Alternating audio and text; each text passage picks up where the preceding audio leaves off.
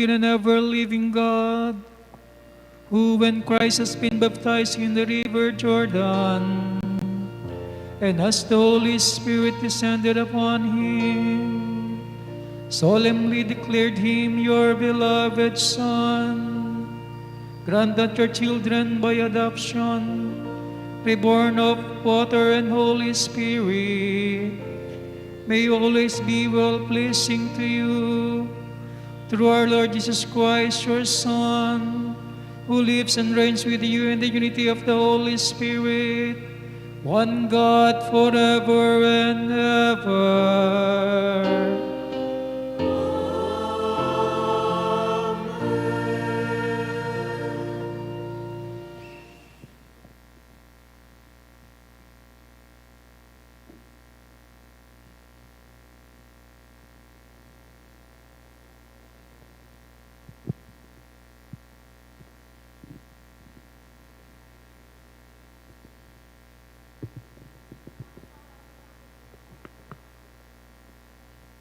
A reading from the book of the prophet Isaiah. Thus says the Lord, here is my servant whom I uphold, my chosen one with whom I am pleased, upon whom I have put my spirit. He shall bring forth justice for the nations, not crying out, not shouting, not making his voice heard in the street. A bruised reed he shall not break, and a smoldering wick we shall not quench, until he establishes justice on the earth. The constant will wait for his teaching. I, the Lord, have called you for the victory of justice. I have grasped you to my hand. I form you and set you as a covenant of the people. I light for the nation, to open eyes of the blind, to bring out prisoner from confinement and from the dungeon those who live in darkness. The word of the Lord. Thanks be to God. The Lord will bless his people with peace. The Lord will bless his people with peace. Give to the Lord, you Son of God. Give to the Lord glory and praise. Give to the Lord the glory due his name. Adore the Lord in holy attire. The Lord will bless his people with peace. The voice of the Lord is over the waters. The Lord over vast waters. The voice of the Lord is mighty. The voice of the Lord is majestic. The Lord will bless his people with peace. The God of the glory thunders. In his temple all says, glory, the Lord is enthroned above the flood. The Lord is enthroned, is king forever. The Lord will bless his people with peace.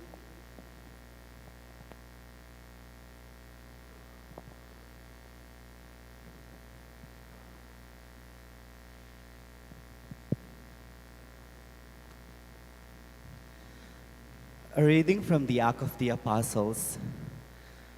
Peter proceeded to speak to those gathered in the house of Cornelius, saying, in truth, I see that God shows no partiality.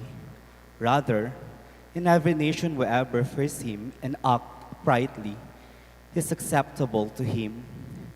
You know the word that he sent to the Israelites, as he proclaimed peace through Jesus Christ, who is Lord of all.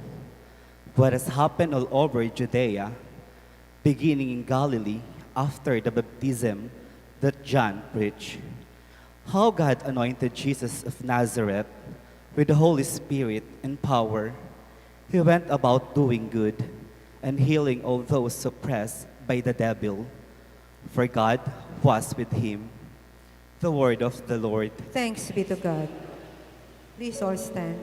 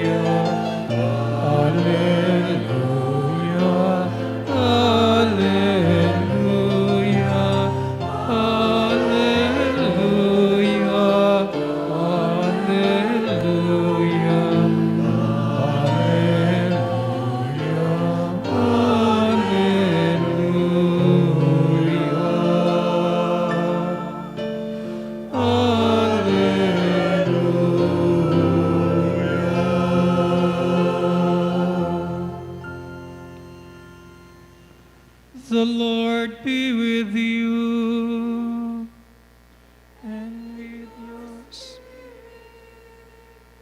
A reading from the Holy Gospel according to Mark. Glory to you.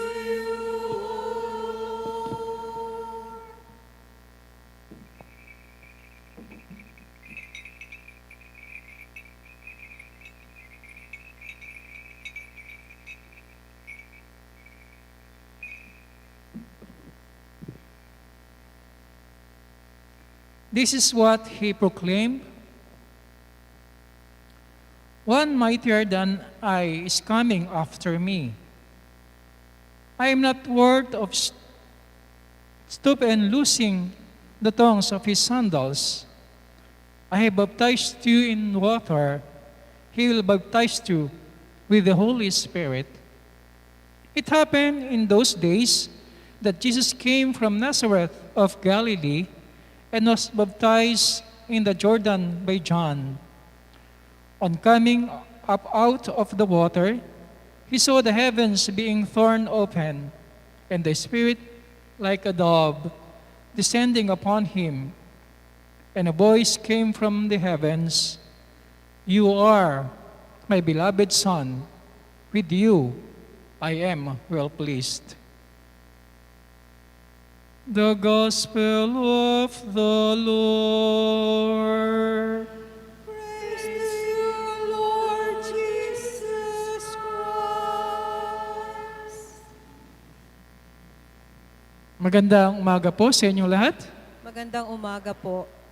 Today, as we celebrate the Feast of the Lord's Baptism, sabi nga po, this is the last day of celebrating Christmas.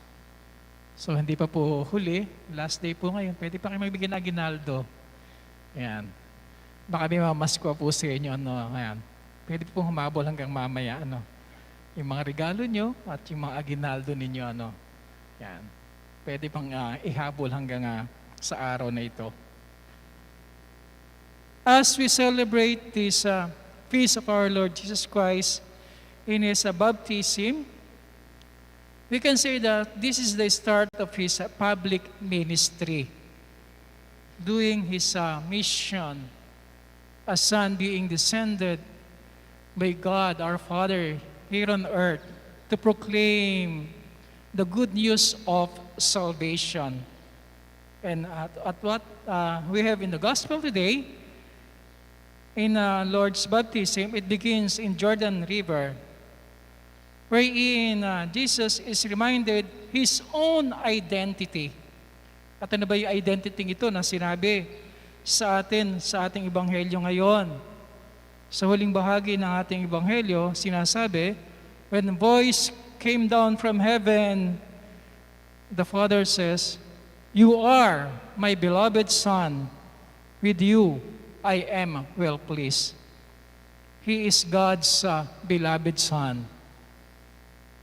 Marahil magandang balikan din po natin as we celebrate today this Feast of our Lord's Baptism. Let us remember our own baptism too. Because our own baptism tells us who we are. Ang ating pagiging binyagan, nagpapahayag, sino nga ba tayo? Ano nga ba tayo? It reminds us our true identity. Ano ba ang tunay na pagkakakilanlan natin bilang mga Kristiyano? Bigyan tayo ng pangalang Kristiyano, nang tatakan tayo ng krus sa bumbunan natin, ano ba ang pagkakakilanlan natin bilang binyagan? Tulad ni Jesus, sinasabi rin po sa atin, we are God's beloved children. Tayo'y mga minamahal na mga anak ng Diyos. Tayo'y mga anak ng Diyos na lubos niyang kinalulugdan. At saan ba natin magandang bigyang illustration, isang magandang illustration ng pagiging kalugod-lugod na mga anak ng Diyos? Tulad ni Jesus, yung ating pagiging binyagan. we are, as we receive our own baptism, as a baptized Christian, sama natin magandang bigyan ng illustration ang pagiging binyagan natin. Siguro naman po marami po sa atin nakapanood ng The Lion Kings. Naalala po ba niyo yung pelikulang The Lion Kings? Magandang illustration po ito sa ating pagiging binyagan. Sino po ba'y bida rito? Yung maliit na lion, si Simba. Naalala niyo si Simba? Sa movie nga, The Lion Kings. So, you may remember that Simba, the lion cub, is separated from all that reminds him of his identity. Alam po natin, nalayo siya.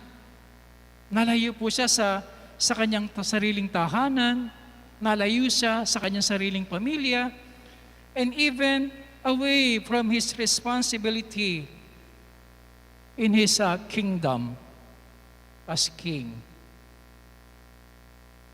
Nalayo siya sa piling ng kanyang tunay na dapat maging responsibilidad ng kanyang mga kapiling, dapat ang kanyang mga mahal sa buhay at ang kanyang sariling tahanan.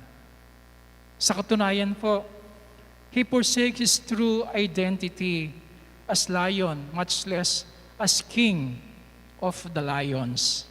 Nawala po sa kanya yun nung siya'y malayo sa kanila.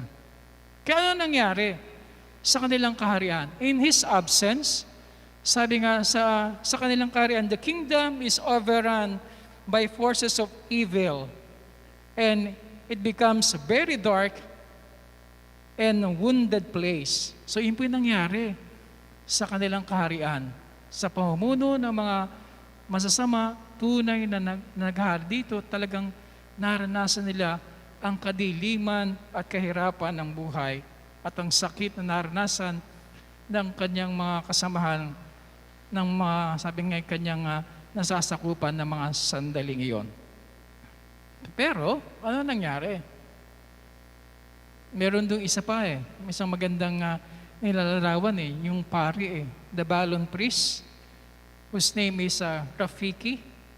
Naalala si Rafiki doon sa The Lion Kings. Na kung saan he finds Simba. Nang matagpuan si Simba in the jungle, and then he calls Simba to back to his own identity. He called Simba to back his own identity. Kaya nga, kung babalikan po natin, in the gospel today, in John's baptism, passions of Rafiki leads Simba to great lake na yon. Parang ganoon din tayo. Sa pamamagitan ng tubig ng binyag, ibinabalik muli sa atin ang tunay nating pagkakakilanlan, ang tatak natin sa ating pagkatao bilang mga binyagang Kristiyanong Katoliko. At ano ba yung tunay na identity natin ito? Sabi nga, naalala ko, sabi doon sa nangyari doon sa pelikula, as Simba stares into the pool of water, it is not only his face that is reflected. Hindi lang yung kanyang mukha nakita niyang nandun sa reflection, doon sa tubig, doon sa lawa. Kundi ano nakita niya? Even the face of his father. Nakita niya ang mukha ng kanyang ama na nandun din sa reflection ng kanyang pagkatao, ng kanyang pagiging leon. Hindi lamang ng kanyang sarili, kundi maging ng kanyang ama na nandoon sa tubig. Nakita niya ang kanyang pagkakakilanlan. And the Father and the Son so are inextricably linked. Nakita yung ugnayan, talagang may ugnayan. Nakita niya yung relasyon niya at kaugnayan niya sa kanyang ama. Ganon din po tayo bilang mga binyagan. Sa pamamagitan ng binyag, tunay na dapat nakikita sa atin, nagliliwanag sa atin ang tunay nating pagkakakilanlan bilang mga anak ng Diyos. At paano mangyayari yon? Sabi nga, sa pelikula, as he recognizes his fathers with himself, the heaven open and the Father speaks to him from heaven. Sa ating ebanghelyo ngayon. At ano ang sabi? When the heaven opens, you are my beloved Son. With you, I am well pleased. Take note the similarity of the baptism of Jesus, the story of Jesus' baptism. In that moment, when Simba is transformed, muli na bago siya. Balikan natin ano ba yung nangyari. Kay Simba, matapos na makita niya ang refleksyon ng kanyang ama sa tubig ng mga sandaling iyon. He is empowered for the missions that lies before him and is able to combat the evil forces in the world that have taken over. So naghari muli. Ano nga? Nagtagumpay si Simba and he is victorious and brings light and healing back to his kingdom. So yun yung nangyayari. Yun nangyari. Matapos niyang makita ang kanyang tunay na pagkakakilanlan bilang leon, bilang hari ng mga leon, ibinalik niya ang maayos na kaharian na kanyang pinumunuan at muli ay naging maayos at matiwasay ang pamumuhay ng kanyang nasasakupan. Just like Simba, tulad ni Simba, we also need to be reminded of our true identity. Ano ba tunay na pagkakakilanlan po natin? Ano ba ang tunay na tatak natin sa ating pagkatao bilang mga binyagan? As what we have in the gospel today, this is also a reminder to all of us. You are my beloved child. You are my beloved children. With you, I am well pleased. Yan din ang sinasabi sa atin. This is our own true identity. We are God's beloved children. We are God's beloved sons and daughters. We are God's beloved humanity with whom He was well pleased. At paano mangyayari ito sa atin? This is now the invitations again to renew our own baptism. Ano ba yung mga pinangako natin nung tayo binyagan? Naalala po ba yung pangako natin tayo binyagan? Ano ba sinabi natin nung tayo binyagan? Siguro hindi natin maalala yon. Bakit? Kasi bata pa tayo ng binyagan. Pero, we renew what we proclaim in our own baptism. Ano ba yung pinangako natin noon? Na pagka dumarating ang pagkakataon na ito'y dapat nating muling balikan. Halimbawa, pag nagpa-first communion, so we renew our own baptism. Kapag kapistahan ng pagkabuhay, we renew our own baptism. Sinasariwa natin ang pangako natin tayo binyagan. Ano yung pangako natin? Unang tanong, tinatalikuran ba natin si Satanas? Anong sagot natin? Opo, tinatalikuran namin. Tinatalikuran ba rin ang lahat ng kanyang ang kasamaan? Opo, tinatalikuran namin. Tapos, we profess our faith. Sumasampalataya ba kayo sa Diyos ang makapangyarihan sa lahat na may gawa ng langit at lupa? Opo, sumasampalataya kami. Sumasampalataya ba kayo sa iisang anak ng Diyos, ang Panginoon sa Cruz na katawang tao? Pinako sa krus na matay, muling nabuhay, at naluklok sa kanang Ama, opo, sumasampalataya kami. At sumasampalataya ba kasi Espiritu Santo sa banal na simbahang Katolika, sa kasama ng mga santo? Opo, sumasampalataya kami. And this reminds us, the feast of our Lord's baptism reminds us what we proclaim during our baptism, our responsibility and our true identity as Christians, as God's beloved children. Kung titingnan po natin, kung babalikan po natin, ano ba nangyayari sa ating daigdig ngayon? Just like what had happened in the film The Lion Kings, nang wala si Simba sa kanilang pamumuno sa kanilang kaharian. Our world today, sabi nga, it becomes very dark and wounded place because we forsake our being God's beloved and we fail to do our responsibility as God's children. Minsan nakakalimutan po natin yung pangako natin. Nakakalimutan natin yung responsibilidad natin bilang mga Kristiyano sa ating pagtugon at pagkasabuhay ng ating pananampalataya, ng ating pagiging Kristiyano, ng ating pagiging minamahal na mga anak ng Diyos. Kaya nga, sa banal na misang ito, as we reminded again what we heard in the gospel today, may each of us able to say again with faith and conviction, I am God's beloved child. I am God's beloved children. And our being beloved must be shown or reflected with everything we choose, with everything we say, with everything we do. Dapat nakikita yan. Dapat nasasalamin sa ating mga ginagawa, sa ating mga sinasabi, sa ating mga pinipiling gagawin natin sa buhay natin, nasasalamin, nababanaagan sa ating pagkatao ang pagiging minamahal na anak ng Diyos. At dapat nakikita ito in our relationships with one another. Paano ba tayo nakikipag-ugnayan sa isa't isa? Paano nakikita sa atin sa isang maayos at magandang relasyon na meron tayo sa ating kapwa that we are God's beloved children?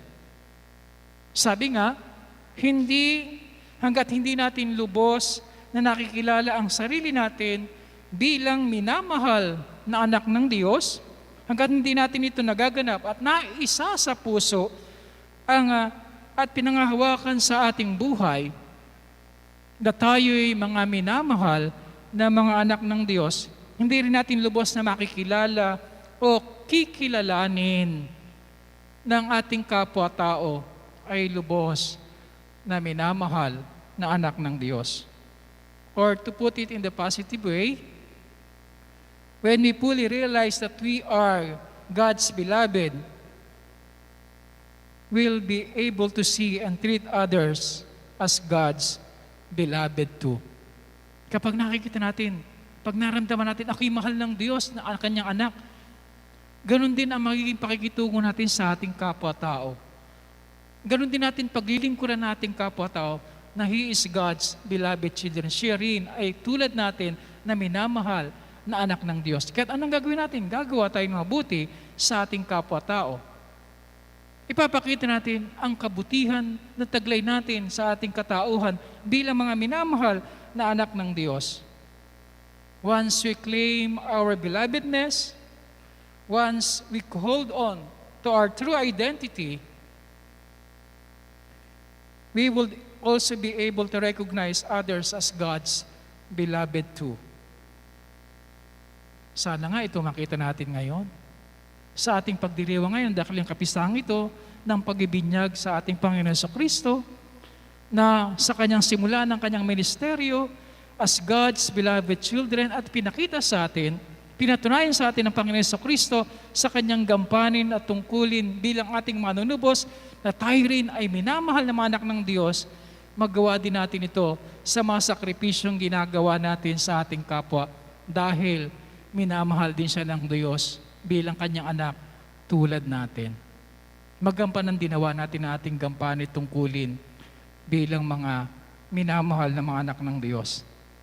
As what an spiritual writer says, Henry Newman puts it all, the way we receive our own baptism, sabi nga, becoming the beloved means letting the truth of our belovedness become enfleshed in everything we think, in everything we say, in everything we do.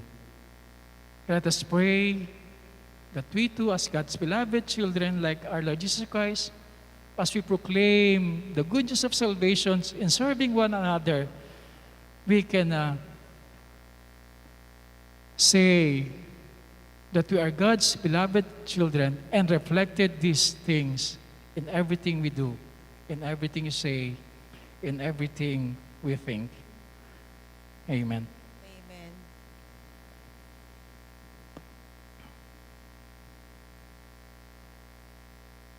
Please all stand. Please Let us rise. proclaim and profess our faith. I believe I believe in one God, the Father Almighty, maker of heaven and earth, of and of all things visible and invisible.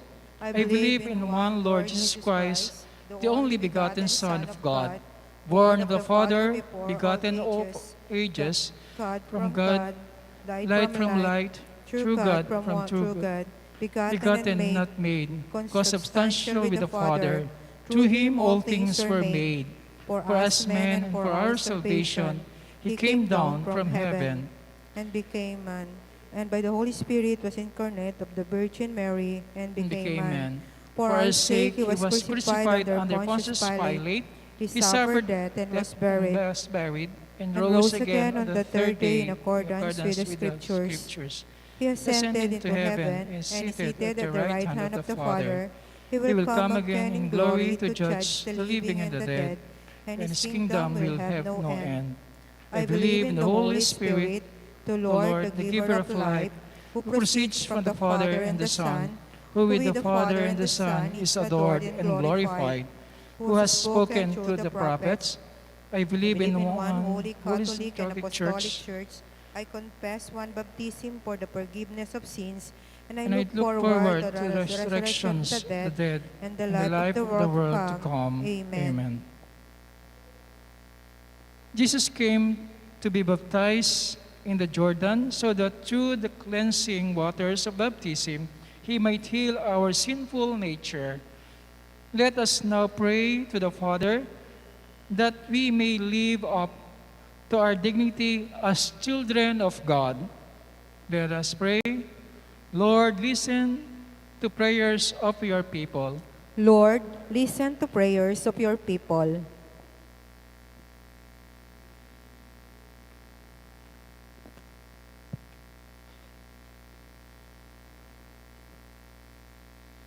May the people of God have a renewed appreciation for the sacrament of baptism, which constitute the foundation of communion and mission among all Christians. We pray. Lord, listen to prayers of your people. May each of us be faithful to our baptismal calling to be other Christ who continue his mission by doing and being good to people around us. We pray. Lord, listen to prayers of your people.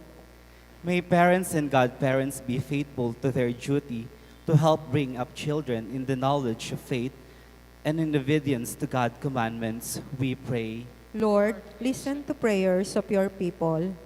May those who consecrate their lives to God abandon everything and consider all else as lost because of their surpassing worth of knowing Christ. We pray. Lord, listen to prayers of your people. May the Lord keep in the safety those who travel today, give comfort to the sick and the suffering, and welcome to the paradise the faithful departed. We pray. Lord, listen to prayers of your people.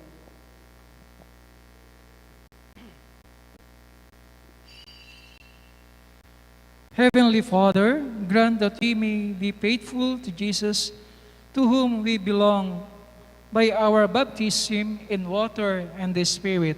We ask this through the same Christ, our Lord. Amen. Amen.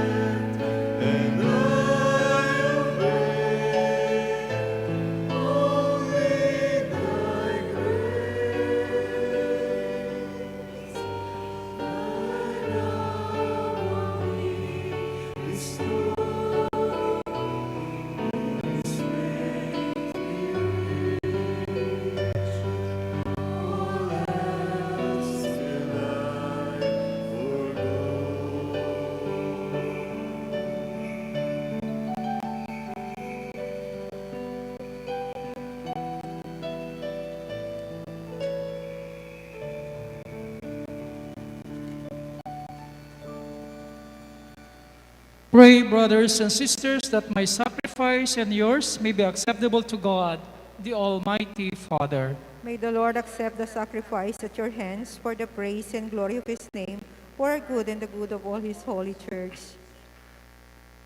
Accept, O Lord, the offerings we have brought to honor the revealing of your beloved Son, so that the oblations of your faithful may be transformed into the sacrifice of him who willed him in his compassion to wash away the sins of the world, who lives and reigns forever and ever.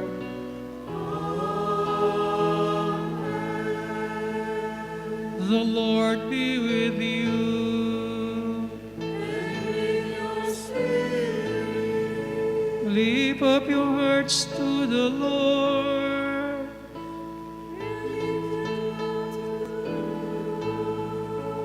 Let us give thanks to the Lord our God.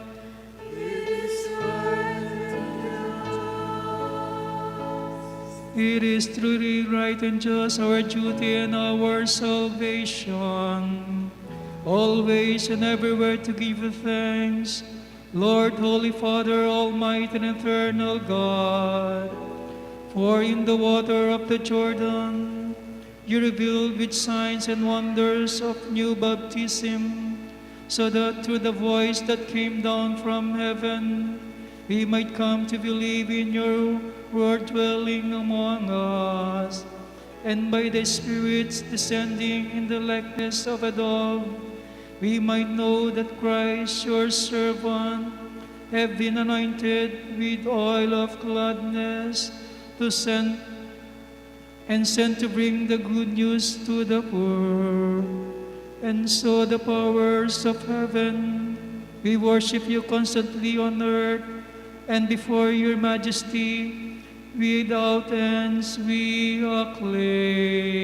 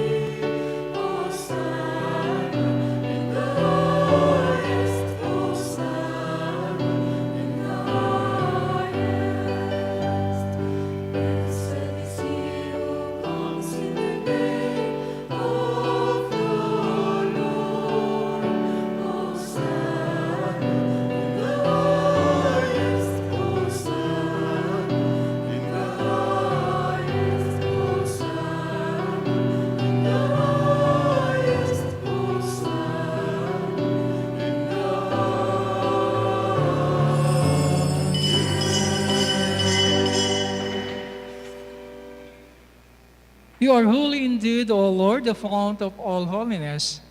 Make holy, therefore, these gifts, we pray, that sending down your Spirit upon them, like the dewfall, so that they may become for us the body and blood of our Lord Jesus Christ. At the time he was betrayed and entered willingly to his passion, he took the bread and gave thanks, broke it, and gave it to his disciples, saying, "Take this, all of you, and eat of it, for this is my body, which will be given up for you."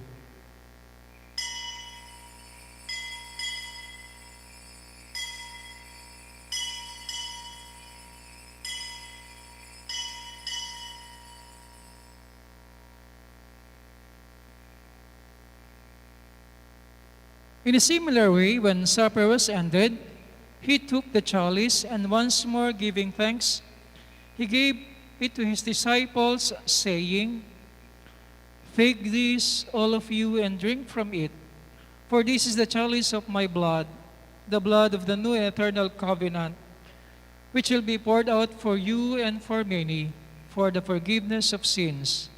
Do this in memory of me."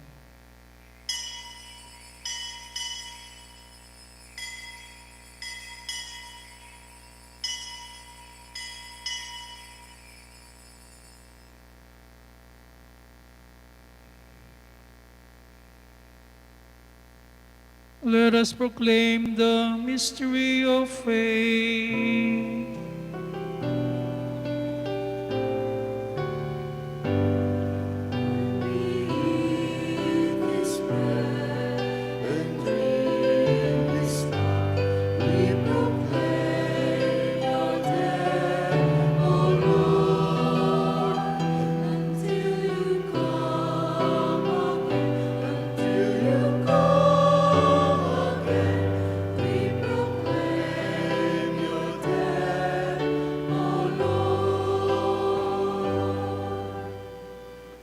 Therefore, as we celebrate the memorial of his death and resurrection, we offer you, O Lord, the bread of life and the chalice of salvation, giving thanks that you have held us worthy to be in your presence and minister to you. Humbly we pray that partaking of the body and blood of Christ, we may be gathered into one by the Holy Spirit. Remember, Lord, your church spread throughout the world, and bring her the fullness of charity, together with Francis, our Pope, Florentino, our Archbishop, and Ponciano, our Bishop Emeritus, all the bishops, and the clergy. Remember also our brothers and sisters who have fallen asleep in the hope of the resurrection, and all who have died in your mercy. Welcome them in the light of your face. Have mercy on us all, we pray, that with the Blessed Virgin Mary, the Mother of God, with the blessed apostles, and all the saints who have pleased you throughout the ages, we may merit to be co-heirs of eternal life, and may praise and glorify you through your Son, Jesus Christ.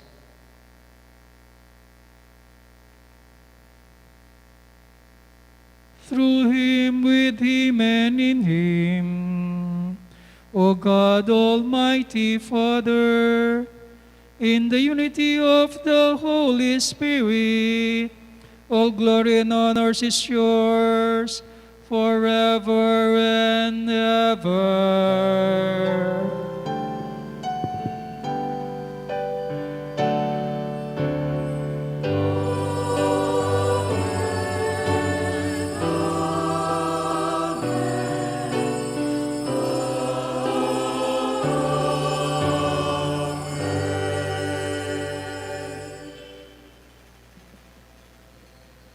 As God's beloved children, gathered in this banquet of our Lord Jesus Christ, let us pray to our Heavenly Father as we sing.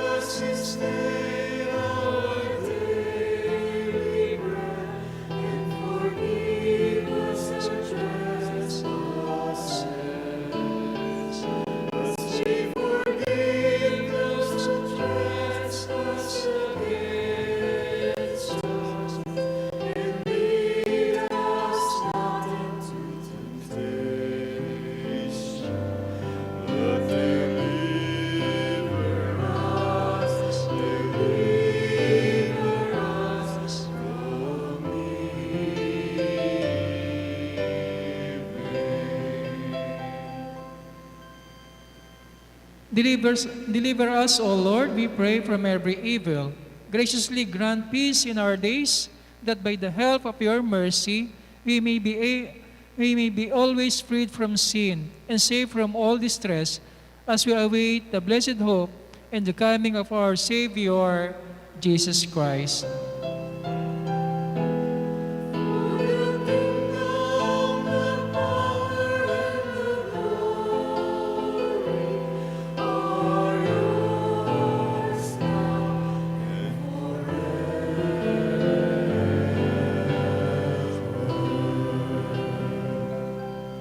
Lord Jesus Christ, who said to our apostles, "Peace I leave you, my peace I give you."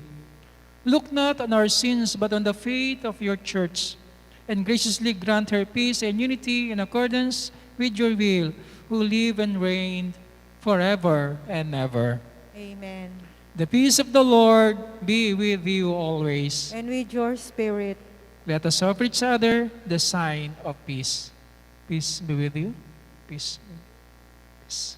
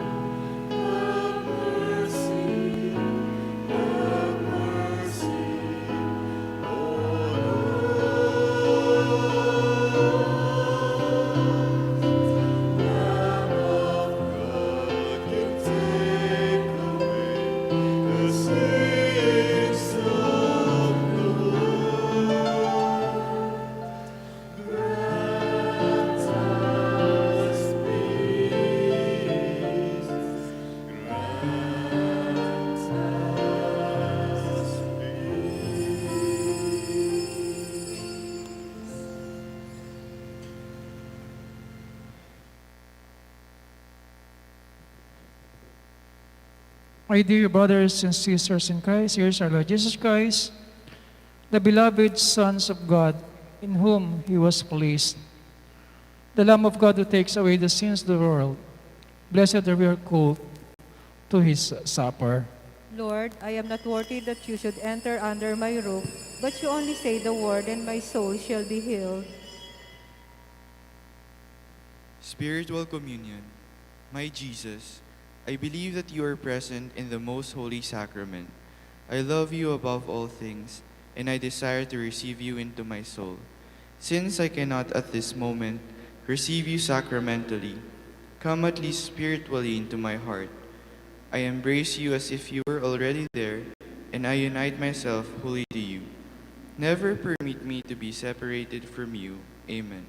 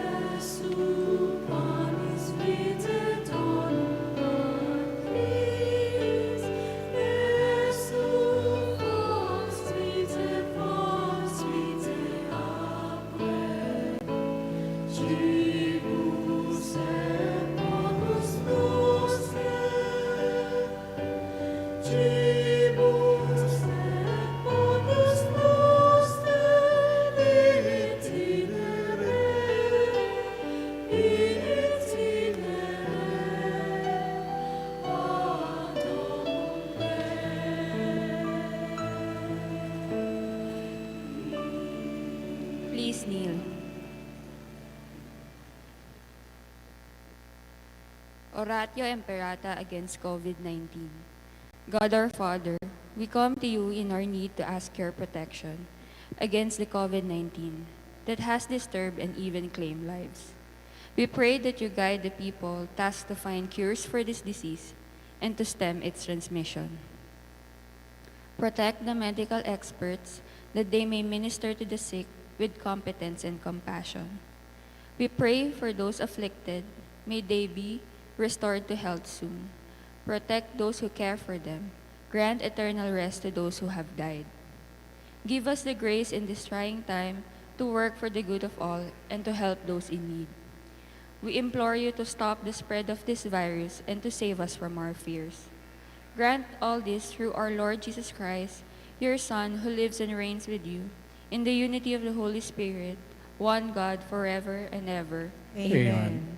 Virgen de los Remedios, Pray for us. Saint Raphael the Archangel, Pray for us. Saint Roch, Pray for for us. us. Saint Lorenzo Ruiz, Pray for for us. us. Saint Pedro Calungsod, Pray for us.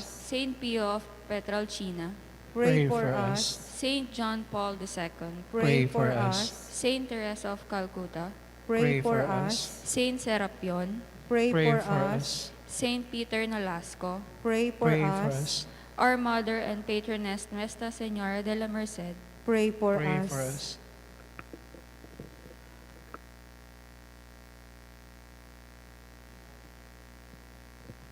Please all rise.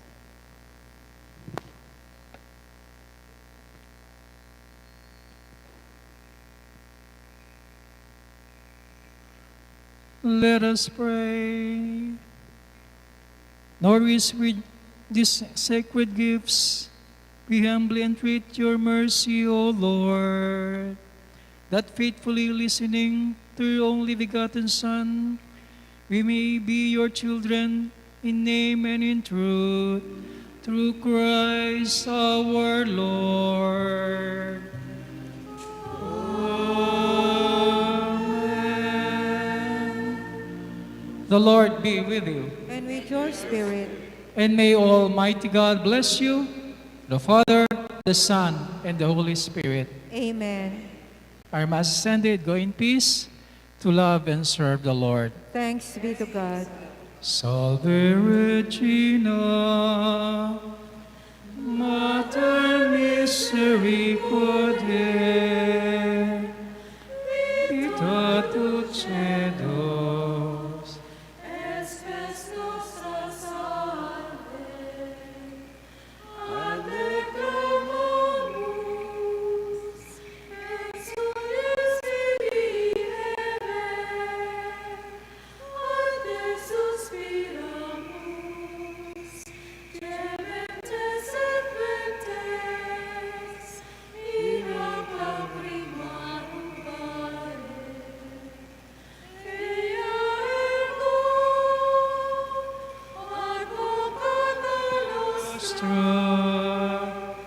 Ius tuos, misericordias oculos, ad nos converte.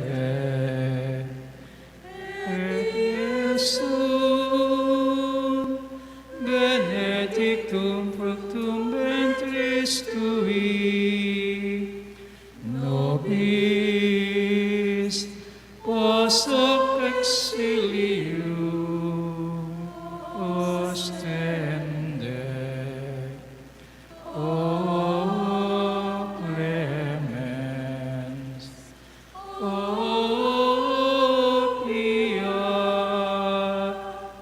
O dulcis Virgo Maria. Go in peace and serve the Lord with gladness. Thanks be to God. Purihin natin ulit pasalamatan ng ating Panginoon sa ating pasalubong ng palakpakan.